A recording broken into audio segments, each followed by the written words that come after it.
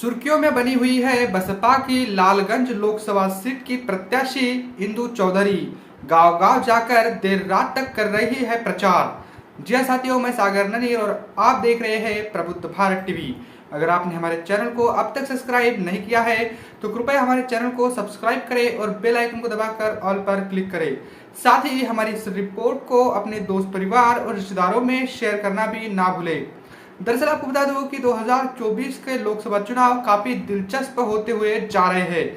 बता दूं कि बसपा ने अब तक कुल मिलाकर 37 लोकसभा सीटों पर अपने प्रत्याशी घोषित कर दिए हैं यूपी में। और खास बात यह है कि लालगंज लोकसभा सीट से बसपा ने प्रोफेसर डॉक्टर इंदु चौधरी इनको चुनावी मैदान में उतारा है। बता दूं कि डॉक्टर इंदु चौधरी ये कई सालों से बसपा का प्रचार कर रही है। गांव देहातों में जाकर फुले शाहू अम्बेडकरी विचारधारा से लोगों को मजबूत कर रही है और उनको फुले शाहू अम्बेडकरी विचारधारा से अवगत करा रही है।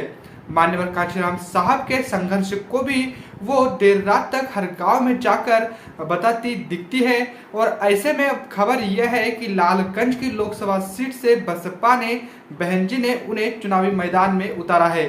ये बात काफी दिलचस्प है कि बसपा ने जिस उम्मीदवार को चुनावी मैदान में उतारा है, इंदु चौधरी, ये कई सालों से बसपा के लिए प्रचार करती हुई दिखाई दे रही थी। इससे अब जो लोग बसपा पर यह आरोप लगा रहे थे कि बसपा अपने कैडराइज कार्यकर्ताओं को चुनावी मैदान में नहीं उतारती, तो ऐसे लोगों के मुंह पर ये ताला लग सकता है, उनकी बोलती बंद हो सकती है। लालगंज से बसपा ने इंदु चौधरी इनको चुनावी मैदान में उतारा है। बता दूं कि बहुजन समाज पार्टी ने लालगंज सुरक्षित लोकसभा सीट से डॉक्टर इंदु चौधरी को अपना प्रत्याशी बनाया है। वे वाराणसी स्थित काशी हिंदू विश्वविद्यालय के अंग्रेजी विभाग में असिस्टेंट प्रोफेसर है। डॉक्टर इंदु चौधरी पूरी तरह से गैर राजनीतिक परिवार से है। वे स्वयं पहली बार चुनाव लड़ रही है। मूल रूप से अंबेडकर नगर जिले के राजे सुल्तानपुर की रहने वाली इंदु चौधरी वर्ष 2007 में बीएचयू में असिस्टेंट प्रोफेसर के पद पर तैनात हुई।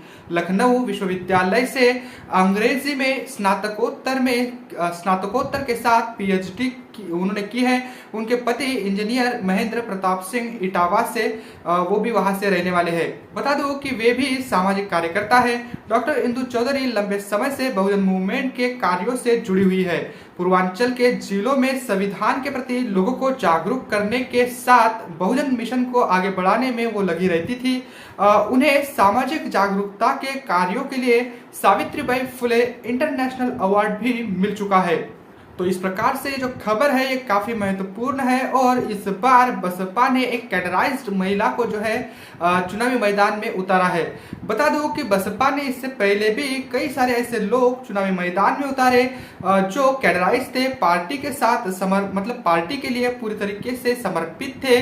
लेकिन जब चुनाव खत्म हो जाता है तो लोग बसपा को छोड़कर चले जाते हैं। लेकिन इस बार जो है बसपा ने लालगंज लोकसभा सीट से डॉक्टर इंदु चौधरी इनको चुनावी मैदान में उतारा है। देखने वाली बात यह होगी कि बसपा के साथ इंदु चौधरी कितने समय तक जुड़ी रहेंगी।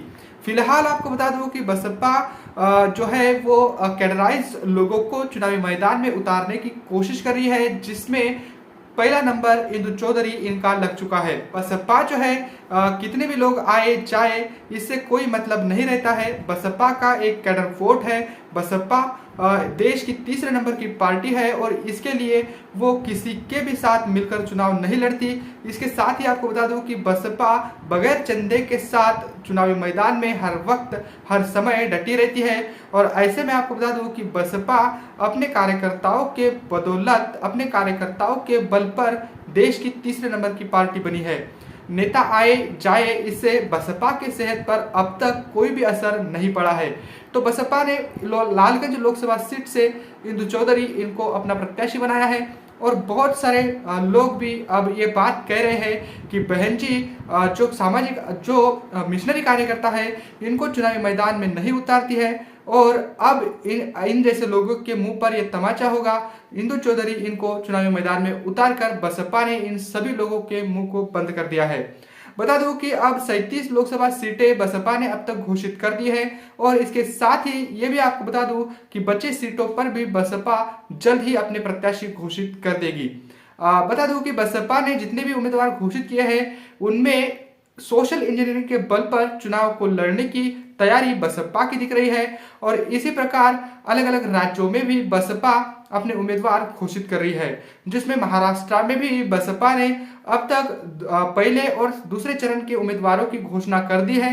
मध्य प्रदेश, छत्तीसगढ़, राजस्थान, तेलंगाना के साथ साथ आंध्र प्रदेश और जम्मू कश्मीर और इसके साथ ही पंजाब में भी बसपा ने अपने उम्मीदवार लगभग तय कर दिए हैं।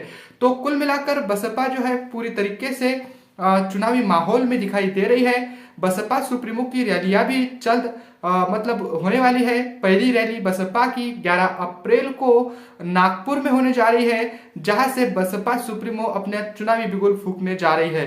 इसके साथ ही आपको बता दूं कि 6 अप्रैल से बसपा के नेशनल कोऑर्डिनेटर आकाश आनंद ये भी चुनावी सभाओं को संबोधित करने वाले हैं। 6 तारीख से लेकर यानी 6 अप्रैल से लेकर 1 मई तक उनकी भी लगभग 25 जनसभाएं उत्तर प्रदेश में प्रस्तावित है। इसके साथ ही आपको बता दूं कि अलग अलग राज्यों में भी आकाश आनंद चुनावी रैलियां कर सकते हैं। तो फिलहाल बड़ी खबर यही है कि बसपा ने अपनी कैडराइज महिला कार्यकर्ता को लालगंज लोकसभा सीट जो कि एससी के लिए रिजर्व है, वहां से बसपा ने इंदु चौधरी इनको चुनावी मैदान में उतारा है। वैसे बसपा ने इंदु चौधरी को चुनावी मैदान में उतारकर जो सोशल इंजीनियरिंग के साथ साथ बसपा अपने कैडराइज लोगों को भी आगे कर रही है, इस सोच को लेकर आपकी क्या राय है कमेंट करके हमें जरूर बताइएगा। बने रहे प्रबुद्ध भारत टीवी के साथ, मिलते हैं अगली रिपोर्ट में, तब तक के लिए जय भीम, जय भारत।